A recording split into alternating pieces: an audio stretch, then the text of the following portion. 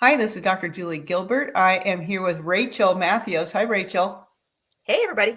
We're coming at you live from Oregon Weight and Wellness, and we just had a quick conversation how wonderful, wonderful, wonderful it is to be outside in the sun.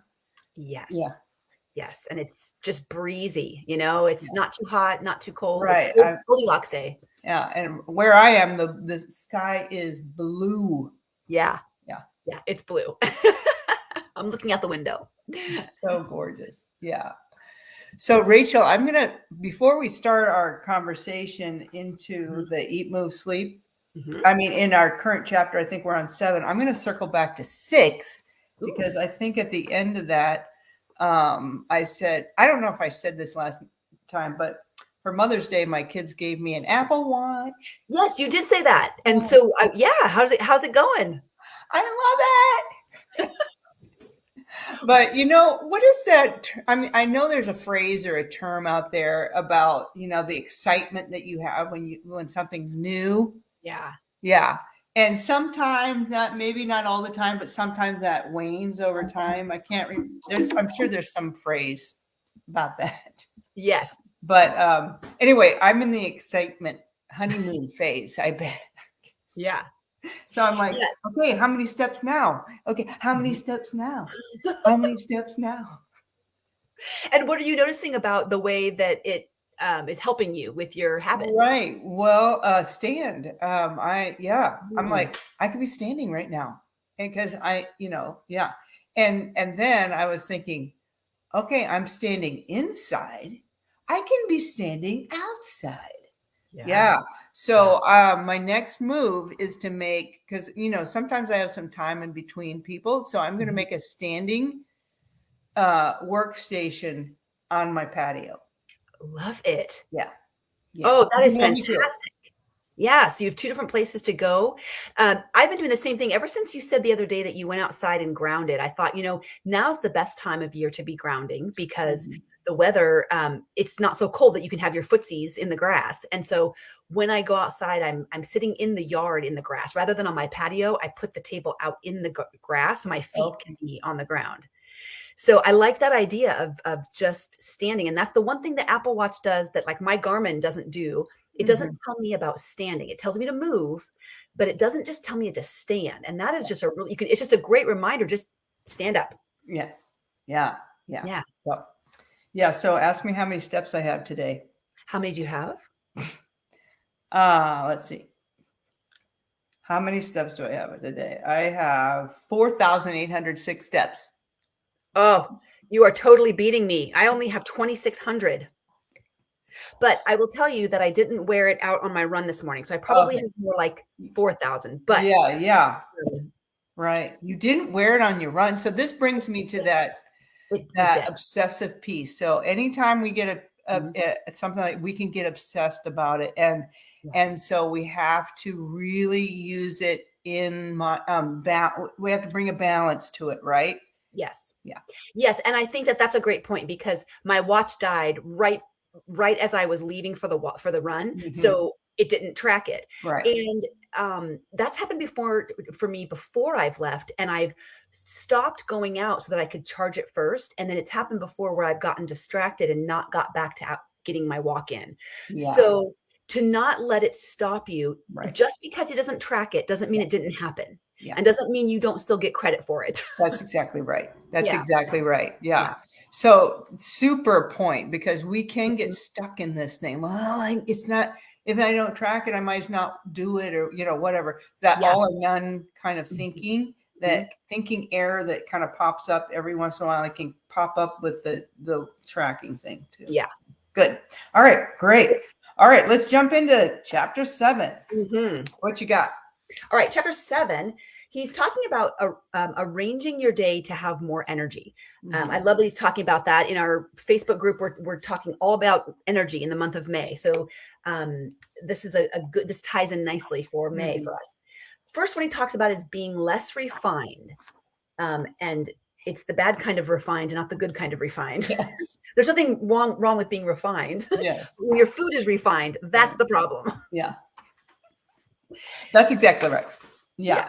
Yeah. And, I wish he would say, because Rachel, it says he quotes somebody from Harvard, I believe, Mhm. at the center of obesity universe lies carbohydrates, not fat. And that I want to point out that that's not completely true, right? Because Yeah. it lies. I would say at the center of obesity universe lies refined carbohydrates Mhm. and refined fats. Yeah. Yeah. Right. Right. Because we can have poor quality of all of the Yeah. macronutrients. Right. Yeah. Yeah, and that Exactly. really will impact. Sure. Yeah. Mhm. Because plants are carbohydrate and plants are beautiful. Yeah. Right. Yeah. Right. But not when they're refined down to a powder. Exactly. Yeah. Right? Yeah. Not as good, not as quality. So yeah, he really does talk about doing everything you can to replace the refined carbohydrates in your Mhm. diet. And I Mhm. love this idea. He says, just keep them off your plate. Don't put Yeah. them there in the Don't put first them there. place. Right. I mean, Yeah. that's so simple, but it really does make a lot of sense. Yeah. He kind of, the point, the point he's bringing out is set yourself up for success, Yeah. right? Yeah. Don't have to white knuckle. Don't have to exercise superhuman willpower, right? Yeah. Right. Like, for instance, if you go out to a restaurant, ask the server to not even bring it for you or to Mhm. replace the side of white rice with an extra serving of vegetables. And once it's on your plate and once it's in front of you, well, now you're not going to eat the refined carbs because they're not Mhm. there, or the Right. chips that they bring out, or the whatever. And then once you have your plate, you can just enjoy what's on your plate, and then you're not Mhm. fighting against trying to push this thing off of to the side Yeah. and avoid it. Yeah. Yeah.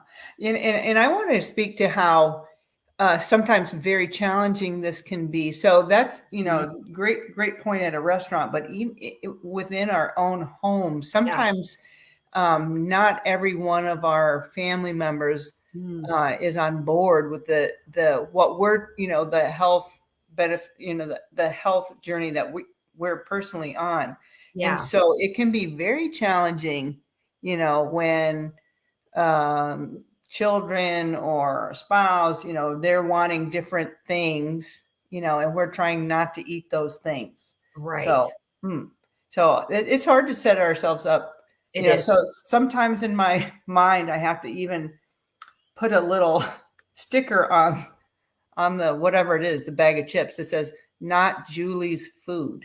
Yeah. Yeah.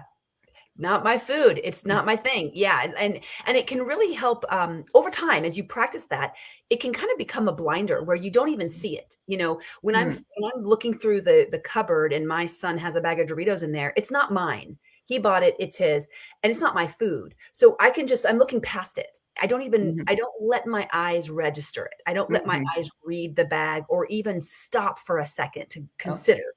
Not even, don't pause on it, just push it away and keep looking. You know, just push it out of the way. Yeah, do not let it. Okay, very good, very Mhm. good. Yeah. Um, yeah, I like that he says, in this case, refined doesn't mean better. That's Yeah, exactly right. it's cute. Yeah. All right. And what do you think about his next point? Oh, I love it. I Yeah. love it. I learned a lot in this. I already have, like, some things I'm gonna change. He Okay. says, "Family style is making us fat." Mm-hmm. So he's referring to food being served family style at the table, where Mm-hmm. everything is brought to the table, right? So you serve your plate up at the table, and that tends to be kind of a more fancy, like that's kind of like etiquette, like when Mm-hmm. people set a table, they bring the beautiful platters and things to the table, and it Mm-hmm. tends the way that it was done. Mm-hmm. But he talks about that when the platters are all there, it's so easy for everyone to just be, number one, tempted, right? Because you're seeing it all just sitting there all throughout the Mm-hmm. meal. You're looking at the food, the big bowl of whatever. And it's just so easy to take another little spoon of this and another little spoon of that and kind of Mm-hmm. serve yourself. Whereas if he says, if you leave it in the kitchen or on the counter away from where you're eating, it takes a lot. There's a little bit of a barrier, a little obstacle to overcome. Mm-hmm. Someone wants to get up and go get. Right. Yeah. So you have to be willing to make the effort Yeah. to go, to get Mhm. up and get more food. Yeah, and there can be some helpful things that keep you from not getting more food. Yes. So, yeah. Yeah. And even the idea that stuck out for me really, really good for like the tip I'm going to take away is when I've prepared meal, I frequently make large batches of everything. If I'm going Mhm. to cook, I don't just cook, for one meal. I cook for bulk. Yeah. But my husband sees that bulk and he thinks bulk means I could just keep Yeah. eating more. So if I make a meal that, should have 8 servings, at the end of the night, there's no servings left. And I'm like, that was supposed to last for 2 or 3 days. Yeah. So he says, put it away before you serve. Right. So Right. he's making everything and then steal Yes. with it, sneak it away and put it in the freezer or in the fridge or whatever. And then all that's out is what Yeah. we eat for dinner tonight. This is it. All there Yeah. is. This is an excellent plan because I think my husband and your husband are on the same wavelength there. I mean, okay, I'm just gonna tell you, I made this hummus. Rachel, it was fabulous. And anyway, anyway, it was delicious. And I had 2 cans of hummus. And, I mean, of chickpeas, Mhm. 2 cans. So, that's probably 12 servings of hummus. And I did not do the put it away thing. So, consequently, It's I have gone. to make some more hummus. Let's just say. Yes. Yeah. It's and I can be just as guilty of it if I see that there's more there, or I get up out of the chair to go clean up in the kitchen, but then I see it all sitting there. I might go, oh, maybe I'll have a few more bites, or I'll serve more Right. people. Yeah. So I can be just as guilty of Yeah. that. Out of sight, out of mind, right? Out of sight, out of mind. Yeah, it's Yeah. great. That's a really good point. I really like it. Yeah, Yeah. that's an easy one. So- The last point he makes is you can burn calories after your workout. So Mhm. he's talking about when we exercise, if you do a rigorous high intensity workout, the research shows that people continue to burn calories throughout the day. Mhm. And they can burn in a considerable number of calories. Right. It looks like, though, from the research, at least from this study he's referring to, that only happens after an intense workout, Yeah. like Yeah. high intensity, where you're really Mhm. you're huffing and puffing. You can't really, talk while you're working out, and you're Mhm. doing it for 30 to 45 minutes. Right. Um, Yeah, I learned this. This was interesting. I learned about this when I was in medical school. I kind of can remember talking with a fellow student while we were walking. I mean, in the gym at in the medical school that we had for our students, and we were talking about this research and how that high intensity, you had an afterglow or an afterburn, throughout your day. Mhm. So it's a good point, and it might help me exercise a little bit more vigorously. Yeah. On the same, on the other hand, Uh-huh. we don't want to let that all or none thinking Right. really just drag us down here either, right? Yes. Because exercise snacks, we may not want to snack on food during the day, but we can snack on exercise. I think you've said this before, Rachel, and that is so important. Mhm. Yeah. Yeah, I would almost argue that more important than getting an extra 100-calorie burn throughout the day from a really intense workout you did, Mhm. I would say a walk after dinner, Mm. way better Oh, yeah. benefits. Yeah. Oh, man, Right. for insulin sensitivity and for managing your glucose levels and for Mhm. digestion. And Mhm. so don't let it stop you. I love that Right. point. Don't let it Yeah. stop you.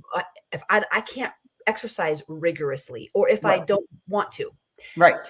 Or if I don't have that time in the morning to do an hour, right? Yeah. Yeah. So, Mhm. what? Yeah, exactly. So even though I can get behind what he's saying, Mhm. the message is, yeah, do what you can do, and moving throughout the day is equally important. And I love your point about even after a meal is so Yeah. good. So I walk our dogs after dinner. Mhm. And sometimes my husband comes with me, sometimes he doesn't. It's okay, because Right. now I actually, I listen to a podcast or something like that.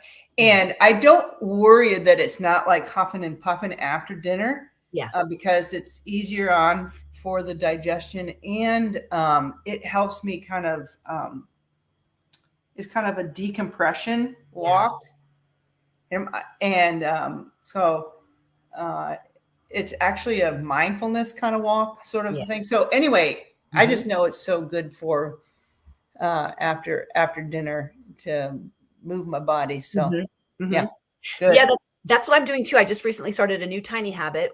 So I've got a reminder in my phone every day.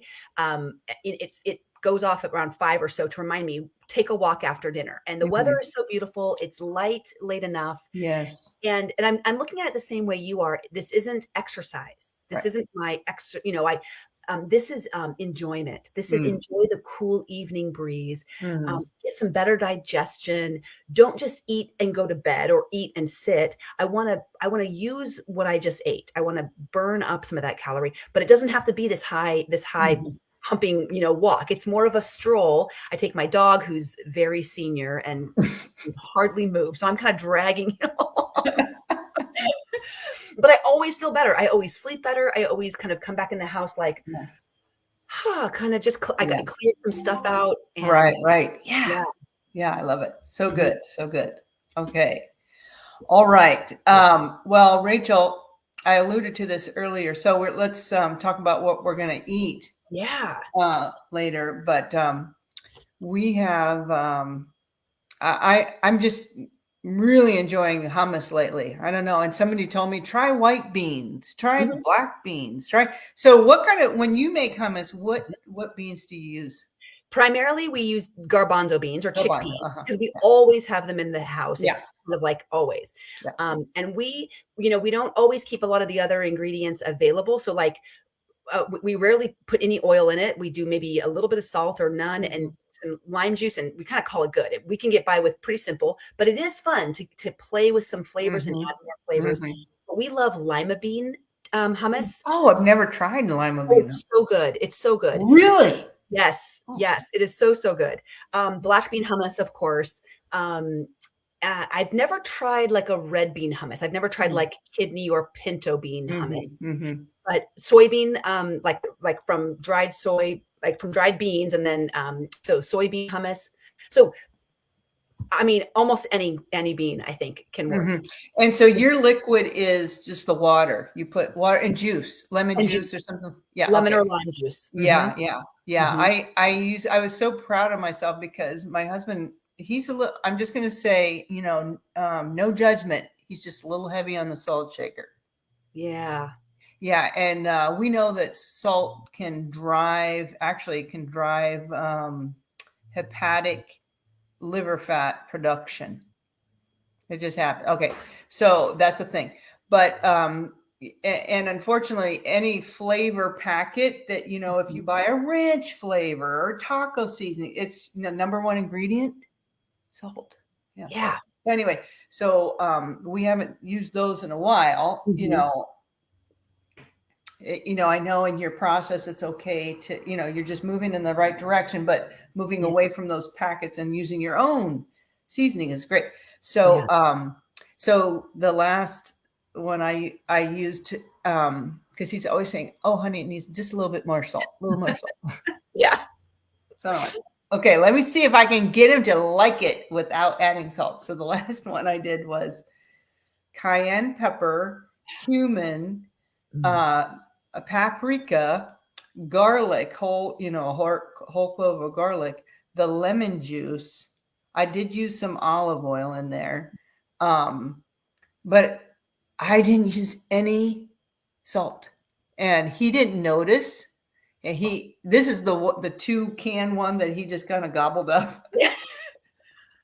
How was it, honey? Apparently it was good. No salt. No salt. That's fantastic. That is fantastic when you can use just spices, clean, whole, real. I mean, everything in that recipe was just beautiful. And then it tasted good enough that no salt was needed. Like that's just, don't you love that? Such a win. Such a win. It was so good. Yeah. So I'm going to make that. So that is all to say, I'm making that. And Mm. then we'll have a nice salad with that too. So Mhm. that's our protein and yeah, and then all those spices have those other phytonutrients, those compounds that just Yes. add to health. Yeah. Yes. Mhm. Cayenne in particular, man, that Mhm. that spice is kind of a super spice. Mhm. It's one we try to eat more and more with, and I'm getting Mhm. more and more accustomed to the spice of it. Mhm. Yeah. But yeah, it's and paprika. I don't know if you've tried smoked paprika, Mm. but man, that throws a whole different twist Yeah. to what you're going for, and it can be Yeah. like just flavor intense. Right, right. My next ad is like roasted red peppers or something like that to the hummus. Hmm. Yeah, Hmm. that is.